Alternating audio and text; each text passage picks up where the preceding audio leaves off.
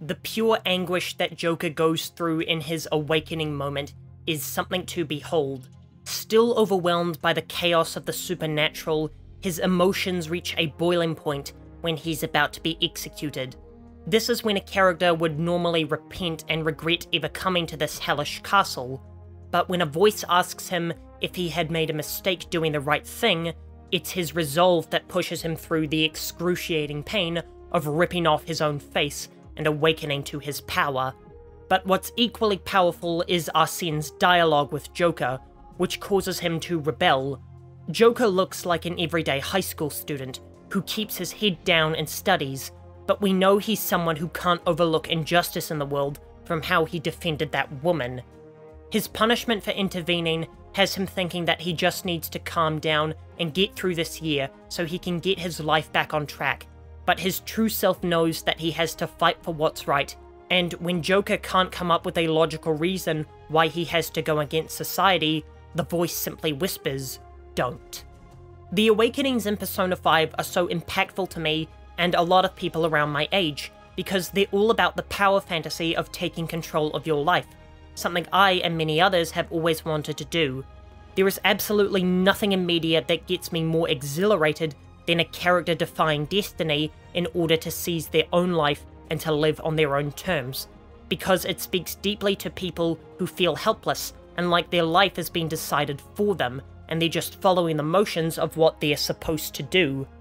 But when a character breaks down and decides that they're the master of their own fate, it's always a climactic turning point that will never fail to elicit a cheer from me, and no game has made me cheer louder than Persona 5. Makoto's awakening is the most brutal. While every character is broken to their core in these cutscenes, Makoto is the only one who truly struggles to take off her mask. She's hidden behind her false self for too long, being everyone else's puppet, always being a good girl, so it's especially painful for her to rip that mask off, as she's worn it for so long that it's been fused with her face. But this also leads to her awakening being the most satisfying, and of course the most rebellious. Her outfit is based on a member of a biker gang, the ultimate rebellious figure in society, and the polar opposite of her straight-A's good girl side, and this is why her transformation is so painful, because she had to try harder than anyone else to rebel against her false self. Yusuke's awakening is almost the polar opposite of Makoto's, as once the mental anguish of having the mask form subsides, he effortlessly discards it with a flourish. I think this is because Yusuke was already true to himself. His obvious autism caused him to be blunt and incapable of hiding anything. Unlike the others, he was tricked and never doubted Madarame in the least. He's never been anything but loyal to himself and fully trusting of those who he perceives to care about him. He's also blind to Madarame's deceits because he's not emotionally in tune enough to pick up that anything's amiss. It often leads me to wonder if my autism would also make my awakening easier, as I feel I'm aware of who I want to truly be, I just lack the Phantom Thieves' resolve to defy society in order to become it. Ann's awakening is just disturbing.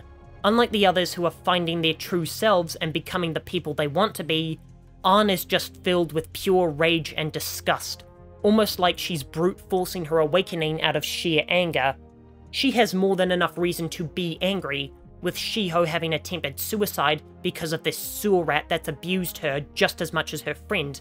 Hell, Kamoshida is such a despicable piece of filth that he caused the awakening of 3 people. Ann's behaviour during her awakening isn't indicative of her attitude during the rest of the game, but the vitriol and fury that she displays as she spits on this monster is just pure therapy, and I cannot help but celebrate her unabrasiveness. Futaba's awakening is easily the most foreign and peculiar, at least to the Phantom Thieves, but there's another group where her awakening would fit right in, the investigation team.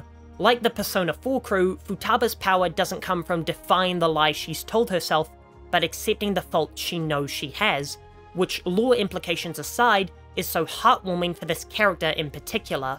Futaba had retreated from the world due to grief. That's not a mask that needs to be ripped off.